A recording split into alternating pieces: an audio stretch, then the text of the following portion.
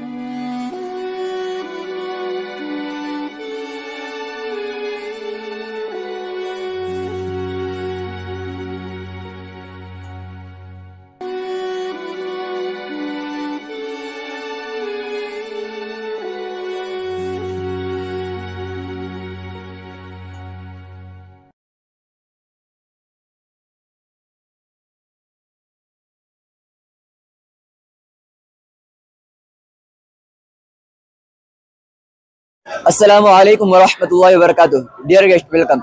This model shows us two great and faith-inspiring miracles from the journey of Prophet Muhammad sallallahu alaihi wasallam during his migration. The first one is the blessing at the tent of kind and generous woman named Ma'abad radiallahu anh. And the second is the protection and prophecy involving Suraqah bin Malik radiallahu anh. This is the place where the Prophet Muhammad sallallahu alaihi wasallam passed during his migration. The path was long and dry.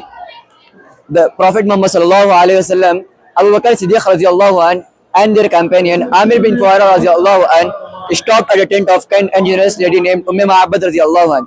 She said, "We have nothing left. The goats are too weak to give milk." The Prophet Muhammad sallallahu alaihi wasallam placed his blessed hands on the goat's udder. At once the milk began to flow. Everyone drank until they were full. Ma'abad never forgot this moment, and the Prophet Muhammad sallallahu alaihi wasallam said, "This blessing will never end."